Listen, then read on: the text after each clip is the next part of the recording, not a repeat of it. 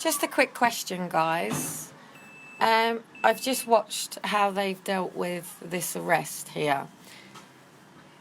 The police are here to protect and serve, and I can only assume that the gentleman that has just been arrested, I do know his trainers, so I recognise the trainers on that person.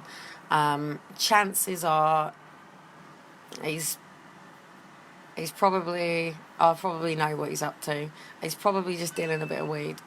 However, I have you never know, it might be the people who assaulted Dean. I will be back over on FAE. It just literally just clicked out on me. But I think it was because I was meant to watch this. The lad has walked with the police officer. Whether somebody's committed a crime or whether somebody is innocent, how should the police handle it, okay? So,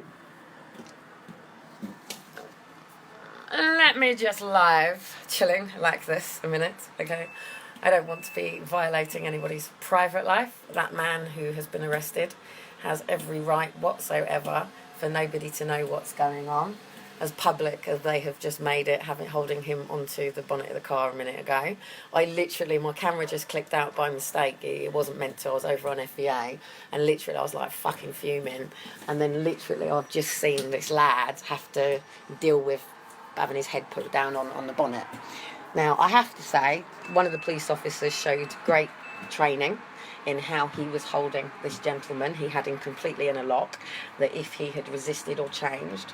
4 white officers. The reason I'm filming is 4 white officers, 1 black lad's been arrested. I know this black lad. I recognise the trainers, and I will be making sure that he's out okay, and that he's got proper legal advice.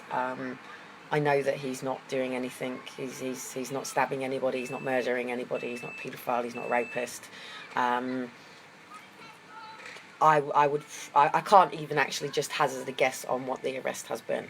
But I do know that, it's a young lad that has always helped me out if, I, grab one of the kids and, if I'm running in a direction, plays basketball with all the kids on there.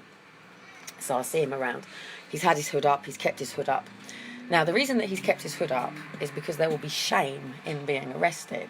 Because if you're arrested, then the assumption is you've been caught for something.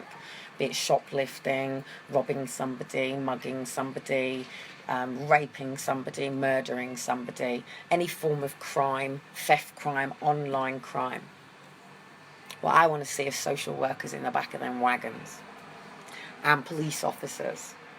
I want to see them go through their own service. But anyway, I'm stood here watching and I'm stood here filming for a reason. And there's 8 officers. 8 officers for 1 person down there. Okay, they're struggling to get the bike in the back. Police station's only over there. They could walk it over, do you know what I mean? Shall I offer to leave it here if they want? I can find out if it's a stolen bike. But actually, he's been on that bike for quite a while. And maybe it is a stolen bike. But the reason that I'm filming this and watching this right now is, how do you get somebody to do something that you don't want them to do? How do you get a very vulnerable mother or father? I'm going to go back to what I was talking about on FEA in a minute. It's really important while the kids, they're really struggling. It's funny, look. They can't get a bike in the back, but they managed to completely crush a man against a car and hold a man on a car. Literally, yeah, they're waving up to me so they can see I'm live on things. So basically, if somebody has to be detained in any way, shape or form, they're actually really nervous because they know I'm filming them now, and they know I live up here and they know what I'm doing. So, but I'm being very PQ about it. I haven't allowed for the boys unless you recognise the trainers. In fact, there's 5 people that I know who wear those trainers. But I do know that it was here last night. So they're getting a bit nervous about me sitting here chatting to you guys, but I can do so with this over my shoulder. It just so happens to be, it's my private residential area. I can do what I want. They have body cameras on. They film. They do things their way. Look, they're getting out of the way quickly now because they know I'm filming. Look how quickly they are shooting into them cars because I'm filming them. Now, They're allowed to film us, whatever they do. They're allowed to turn that body camera on whenever they do. They're allowed to do what they want when they want. My point is, why do I not feel safe with police officers out my house? Why do I not feel safe with the police here? Why do I not feel that these police officers are here to protect and serve me? Now, I'm not a criminal. I have no fear of being caught for nothing. They know it. Look how fucking quick they get out of here because they're filmed. Like that. They shot out of here within seconds as soon as they looked up and saw that they were being filmed. Now, they know full well now that that lad, if they try to give any form of evidence to say that that lad resisted arrest or refused, I will pull my camera out and I will make sure that that lad gets the right justice. Because even if somebody commits a crime, that lad has no right now for any person to manhandle him in that vehicle. That lad has every right now to make sure that he's safe over in the police station. They have 24 hours to question him and release him with or without charge of whatever has gone on. Now, my point is, police officers can pull child protection at any point.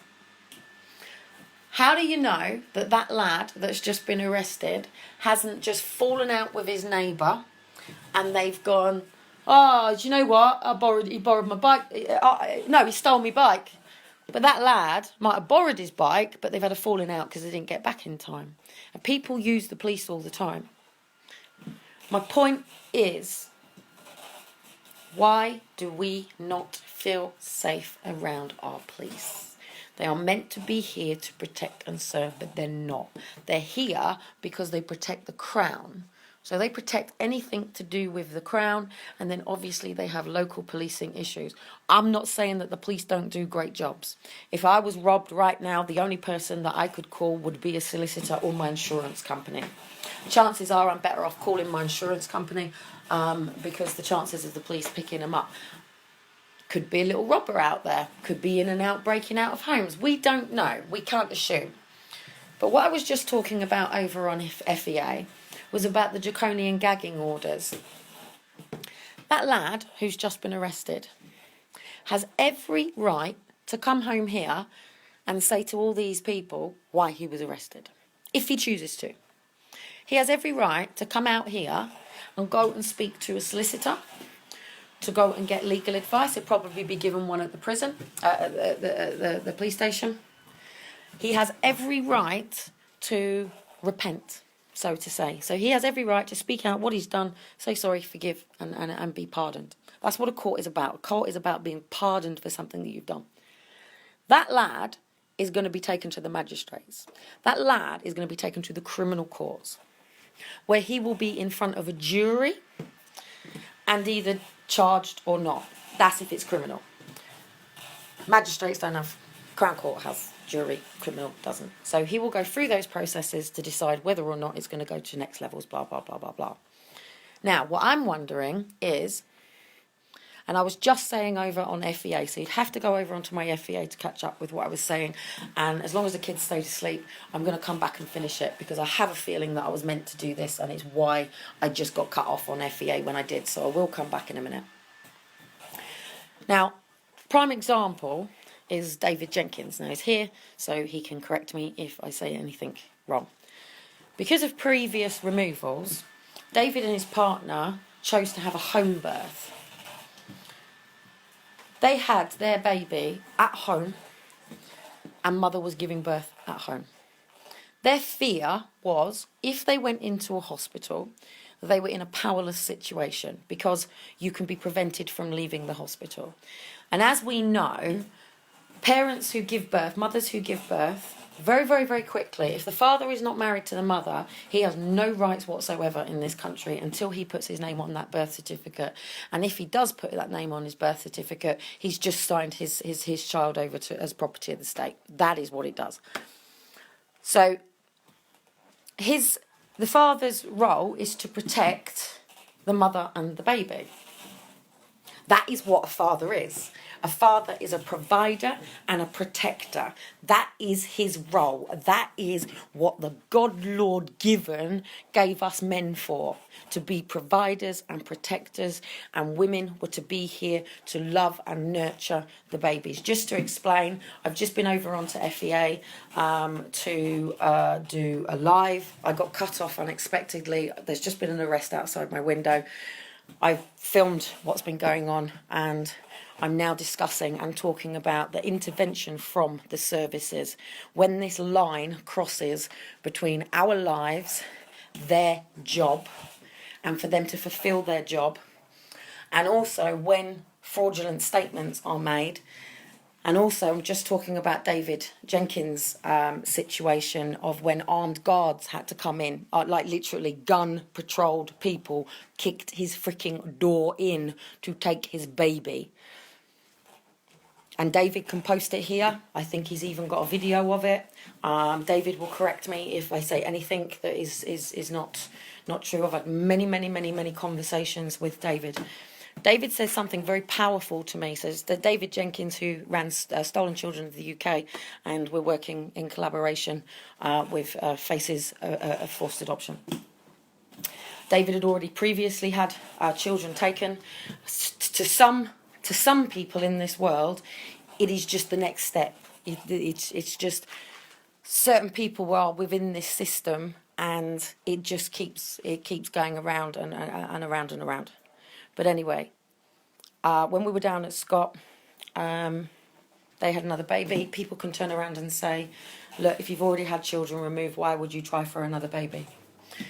It's meant to be new circumstances. And every person in this world has a right to a family. Every person in this world has a right to a family life.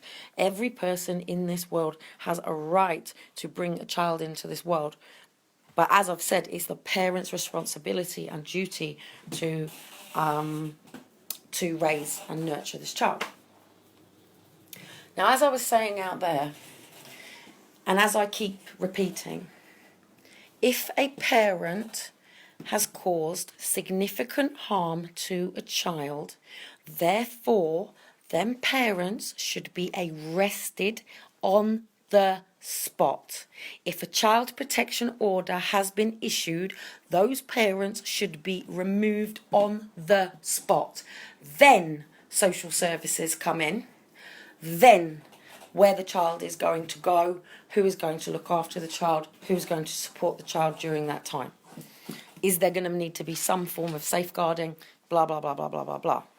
I can prove to you on every video of every removal that the police come in and remove the child and leave the parents in the home. Potentially, as with me, my children were taken on the 13th of December 2012, and it took until the 31st of January for them to come in and arrest me in front of my son, actually to cause an issue to have my contact suspended. It put my son in a state of terror as I was putting him in the car to see the same two police officers who took him, stood behind him, then arresting his mum. Is that my son? No, it's outside.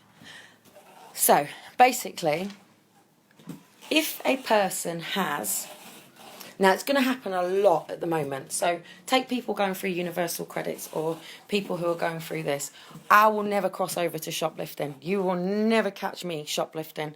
And my goodness, my conscience would kick it in if, like, even if I thought about it. If I was desperate for nappies. I did it when I was 17 and I got caught, man. You know, so it doesn't matter how bad this situation gets, I wouldn't cross that line. There are people that do. And we already know that, you know, a parent has been done recently for stealing nappies and food for the children because they'd had benefits cut. People do take from others. There are givers, there are takers, and then there are both. The police are meant to be here to protect and serve the public. So if you have a problem and it is criminal, obviously there is civil and then there is criminal. If you have a problem, you should be able to go to the police and you should be able to have them pick that person up and hold them accountable. So they are meant to be the people who hold them accountable. But it goes through the police, it goes through CPS, and it goes through the courts, and that ultimately is the judge's decision. I have just witnessed a police officer assault a young lad outside. I am a witness to a crime. I have proceeded to grab the evidence to make sure that if that young lad needs the evidence, I will present the evidence. I'm also going to make sure that the police and the young lad know that I have this evidence. But the question is where is the line? If I don't want a police officer to take my baby off of me, how do I protect my children? David Jenkins had, I don't know how many people it was, but I do believe there was no orders. I do believe that it was done on hearsay. I do believe that the baby was safe and well. Now, David and the mother should have been able to have attended the hospital, go through the normal process. But the reality is what is happening is when parents are getting to the hospital, they're then, because no social worker can do anything until a baby comes into the world. So until that baby is a live birth, there is nothing that they can do. Ultimately, until you register it, there is nothing they can do. But that isn't actually the case. So literally, the decision will be made within the first 24 hours of a baby if it's not a weekend. That's how unpriority it is. If it was a real priority, you wouldn't be with your baby for a weekend, you know what I mean? The mother wants to put the baby onto her breast. Some bottle. I don't agree. My older one has a bottle, but they were all my children were breastfed. Breast is best. It comes first, and you will always try it. If you don't want to try breast, then yes, I would wonder about your mother nurturing, because it's not repulsive to breastfeed. In fact, it's the most natural thing to do. But that aside, babies are being taken from the breast. Parents are being coerced into putting their babies onto a bottle because they know they're going to take them. On the 13th of December 2013, a year to the date of my own child taken, I got a phone call from Bupash and Sam Brown, who was giving birth to her son. She'd already had one taken while she was pregnant. She had hidden the fact that she was still carrying another baby. Unfortunately, she announced it on telly that she was pregnant, and social services follow that much that they picked it up that she was pregnant. So automatically the baby was going to be removed at birth. What I don't understand is there is no risk to these babies. Parents with physical, emotional trauma, learning difficulties are all coming under the same. So it's a section 17 in order to, somebody says something and they need to write a report on you and decide where they want to go with that. It's a section 47 if they want to bring you in on child protection. David's just said here, I was arrested for obstructing the police, so it was the last time I've seen my son after I delivered him. I was later found not guilty in court of the law of obstructing the police. They legally kidnapped my son Anon. It's not just me. It's not just David. There are thousands